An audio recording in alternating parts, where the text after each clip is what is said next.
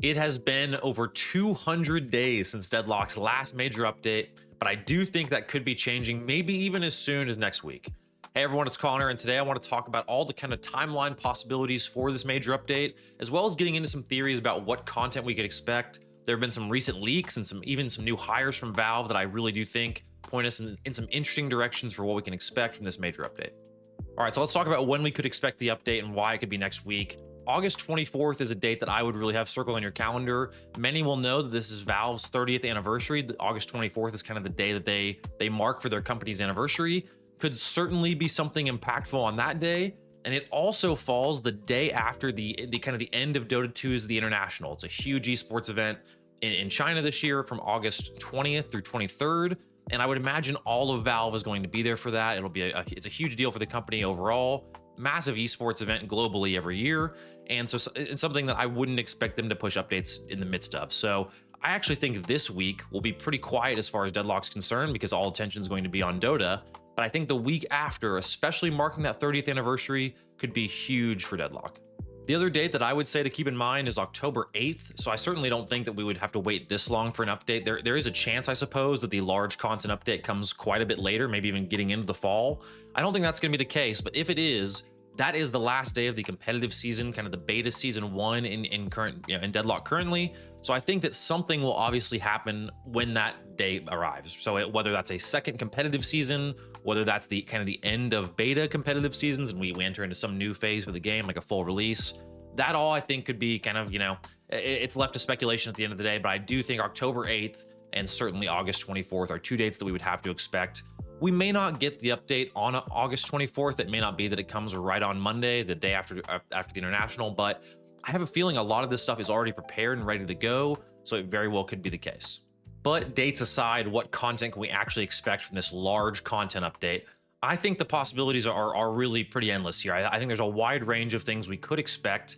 Number one, though, is definitely PvE. This is something that we've talked about for a long time. I've covered it a lot when I was over at Dead Unlocked.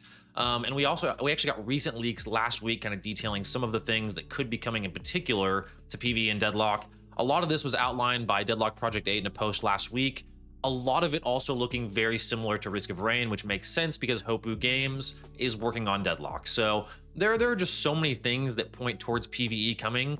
It also just makes a lot of sense for Deadlock. I mean, in particular, just with the setting of the game being in New York, there's just a lot of different, areas and situations that we haven't explored yet in Deadlock. And I would imagine PvE is a really good example of one of those. Also a great way for new players to kind of learn and get adjusted to the game. And one of the reasons this PvE leak from Deadlock Project 8 is so interesting to me is because it answers the question, where is the item update? So, when Yoshi laid out that kind of mini roadmap in early July about what could be coming to the game, it was the matchmaking update, it was an item update, and then it was a large content update. We obviously have the matchmaking update. Ranked has been out for a bit now, but we don't know much about what's could be changing for items. I've already made a video about this on the channel, but this leak really does address some things, talking about artifacts, legendary items, those sorts of things. So that it very well could be the case that items are going to come, new types of items rather, are going to come for the game that are just for PvE. But that, again, who knows? But that is certainly a possibility that would really make sense in terms of kind of where is the item update. Next up, though, is hero remodels. This is probably the thing that I would expect most outside of PvE in the update. And a lot of this makes sense, right? A lot of these heroes haven't been touched up even since some of their old Neon Prime days, the game before Deadlock became Deadlock. A lot of heroes have looked the same since then, like the Grey Talons and the Yamatos of the world. There are a lot of heroes that I could see getting touched up here. I made an old video when I was back over at Dead Unlocked talking about this, where I thought there was maybe 8 or 10 heroes we could expect. I think it could be, almost the whole cast outside of the 12 maybe most recently added heroes. I think we could see a ton of remodels coming through, though. Also kind of bolstered by the fact that Valve has brought on a new character designer. SNZ is an artist name that announced yesterday that they've been working with Valve. They've made like a Holiday remodel, a Yamato remodel, and a Sinclair remodel, at least artistic remodels, right? I think we could expect a lot from that artist and the other artists working with Valve right now. So it could be a significant portion of the cast. Maybe it's just a few heroes, but I could see a ton of hero remodels coming through. And in addition to some artistic remodels, I could also see some heroes' kits changing. Someone like Sinclair, maybe Viper, these heroes that haven't really been patched in a long time. I could see their kits changing at some level, especially because their design, all these heroes, their design is kind of interwoven to their kit. And a lot of times those design elements will complement their abilities, right? And with the new heroes, we can really see this. Like Apollo's ult is so distinct. It's very cool. Like it has all this flavor to it. A lot of the older heroes don't have that. So I could see some changes coming, like maybe Warden's kit changes a little bit. Just some of these older heroes that haven't been changed in a long time, I could see some of their abilities actually completely changing. And last thing quickly on heroes in Deadlock, right now there are 38 in the game. I could really see us getting to 40 by the time the game releases, or at least comes into open beta, or whatever that next big step is. So maybe we get 1 or 2 new heroes in this update. There's not really much to point us towards this. There's no leaks or anything like that. But when I think about the hero cast as a player right now, there's a lot of heroes, at least a few in each role. I don't think we need just a ton more heroes. But again, it'll be interesting to see where Valve wants to go with this. It's that fine balance of you don't want the hero cast to be so large and overwhelming for new players, but you also do want to be able to play each role with a handful of different heroes, especially when draft and picks and bans come into play. So again, I could see 40 being a solid kind of round number for them to start with, but it's anyone's guess. Another thing I'm pretty confident we'll see in this update are some additional assets being added to both the Cursed Apple and the Hideout. Now, obviously, if there's PvE added, there's going to be probably a new map for that and a whole bunch of different things that come along with that. So this is kind of outside of the scope of that. I think that there are still some rooms around the map that could use some more design.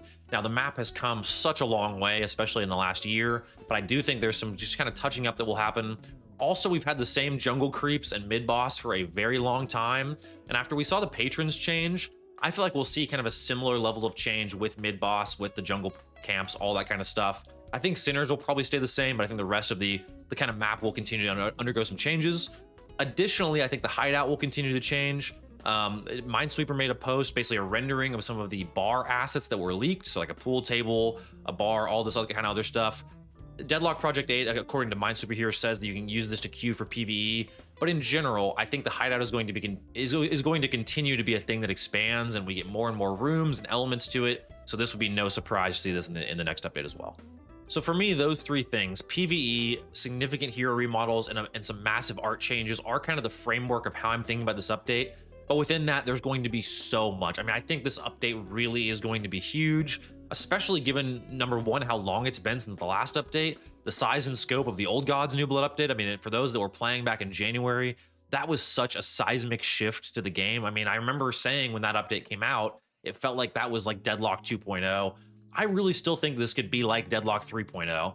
So even though I'm just kind of reducing the big update down to those 3 elements like I talked about, there's so much within each of those. So I mean, if we're talking about PvE, all the new items, new map, just, I mean, a whole set of new mechanics to the game, it would be such a seismic change. Hero remodels can do the same thing. The map art is also going to be awesome. And there's also even more that I haven't talked about here that could certainly be coming in this update. Haven't talked about cosmetics, haven't talked about like a hero progression system, play of the game features. Like there are so many different things. There's kind of a laundry list of things we could do, or we could talk about rather. But in the end, I really do think those 3 things, like I mentioned, are the things we can expect most for this major update. And before I sign off here, I'm really excited for the future of this channel and for the future of Deadlock. I'm going to be ramping up videos kind of from today onward. It has been, though, a really difficult summer for me. I think I'm kind of through all the worst of it, but I had a dog pass away, a family member pass away, moved, changed channel. I mean, there's just been a ton going on in my life personally, so I appreciate the patience. I apologize for the lack of content, but like I said, really from here forward, I should be back and ready to go. Very, very excited to kind of get this channel going and for the future of Deadlock.